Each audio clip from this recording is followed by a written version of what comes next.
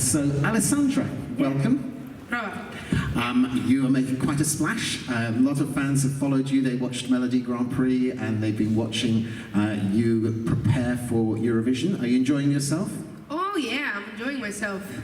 So now, nice. Your song is a really powerful song this year, and you're on record as saying it's about power, about people's self-belief and being themselves. Yeah. So do you think that's a message that really works with the Eurovision audience? Yeah, I would say so, and also because it's a song that makes a lot of people united, and the team is united by music.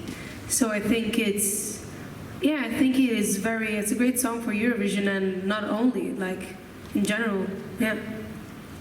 Because I think it resonates with a lot of people, because Eurovision has become a bit of a festival of people wanting to be themselves and acceptance. Yeah, absolutely. No, absolutely. It's about accepting yourself and loving yourself, first of all.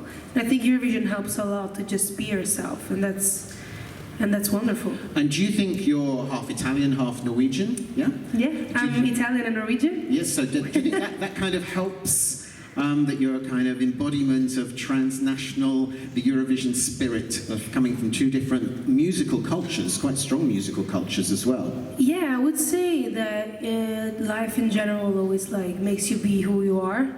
And so I would say, of course, that probably my being Italian and Norwegian has helped me become who I am, and also embracing more maybe the more difficult, the differences of the culture, but then embracing both of them and not saying that one is wrong or one is right.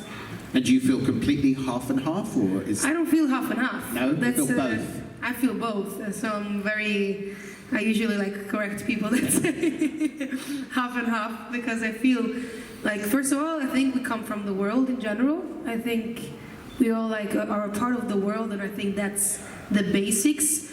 And then of course we are influenced by where we born, the state where we're in, the country, for example, Italy and Norway. Cool, thank you. Thank you. So Luke, I said to you before, you're kind of almost British for us. So you live in London, don't you? Yes, I live in London. I've been living for the past couple of years, on and off, because of the pandemic. Oh, yes. So, and your name is interesting. You've obviously anglicised your name. And there's this story that you called yourself Black because you were in mourning for Serbian music. But clearly you're the embodiment of Serbian music is alive and well.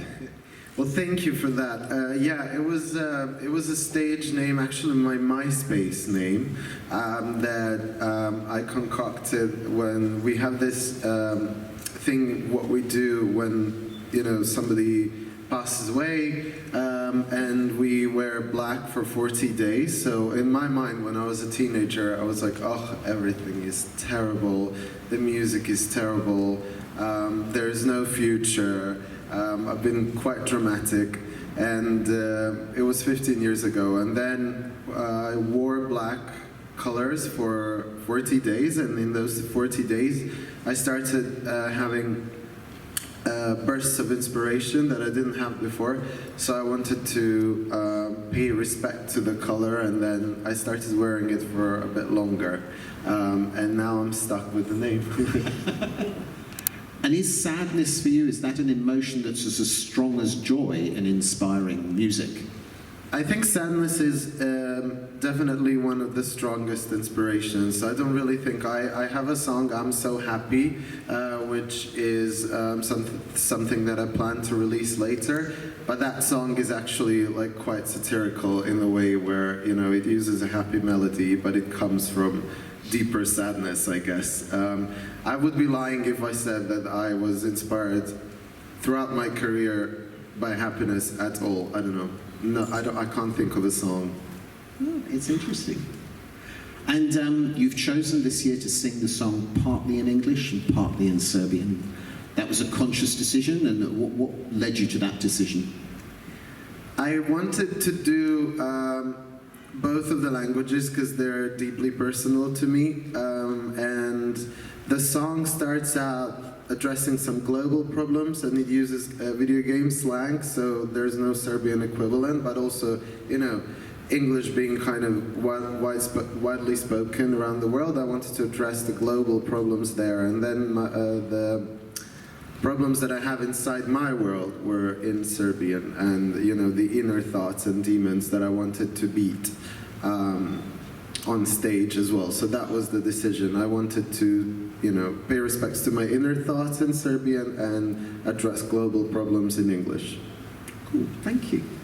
So, and then turning to the Latvians, your song is interesting as well because the title of your song is in Latvian, but the lyrics are in English. And can you try to explain to us what the title of the song is? Yes, our song is called Aja, and actually 3 words are in Latvian in the end of the song. Yes, the word Aja comes from Latvian lullabies, Latvian folk lullabies, and we had a deep feeling that world really needs a lullaby right now, and that's how this song came about. Yes, because your song, it's very emotional, it's a kind of deep song, and I presume it's been inspired by events in the last couple of years. Yeah, exactly, and I think war in Ukraine was a huge trigger for us, and for us not only as a band but as a society, and especially in Latvia, in Baltic states. We've felt a lot of Ukrainian people are coming to our country, refugees, and we have so many terrible things happening in the world, and and at the end of the day, we still need to go to sleep and still need to carry on with our lives. And so this is what we are trying to do with this song, to bring some little sense of peace. Cool. Now, and for all of you, really, I mean, the stage at Eurovision, this is the arena is big and the global audience is enormous as well, and that brings pressures for you guys. So how do all of you cope? Some of you are solo, some of you together. So Alessandra, how do you find that?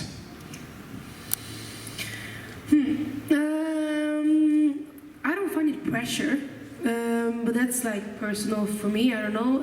That's because this is what I know my life has always like been prepared to. Like I've always like as a child always been like dancing or singing for my family or for people that didn't want to hear me sing, but I did it either way. And so I don't feel pressure about it. I just feel enthusiasm. I just stay in bed, maybe meditate sometimes. I think that helps a lot. I don't know about you guys. What do you usually do? Well, all of the stress divides because we are 4, and I think it's easier for us. We can lean on each other and talk through this. So, yeah. Do you think it is easier for the groups? We had the Australians were here yesterday, and I think they were saying that they felt they could support each other. Yeah, but it is like that. Yeah, it's always we just talk it through. So, whatever one of us is feeling more stressed or more hyped, that he can carry his hype, or usually the hype is multiplied by 4, and the stress is divided by 4. So, yeah, it's good. It's very good. And it's easier when you play instruments, so you don't have to sing. So you play instruments, right? It's not easy to play instrument, but for vocalists, I think it's harder in this contest. So, yeah. You're basically dancers. Yeah. We do the dancing parts, but it's important also. So. And Luke, how do you find it? I forgot the question. Oh, so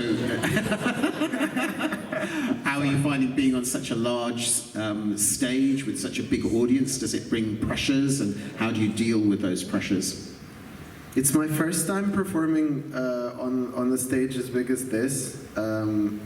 I actually haven't performed on even in the national finals, which had a smaller stage. Like that was a huge stage for me. I performed in my life loads, but always at like really small venues and everything. So this was such an upgrade, and I don't know. I think I'm more stressed out because I'm deeply like I'm in the production process as well.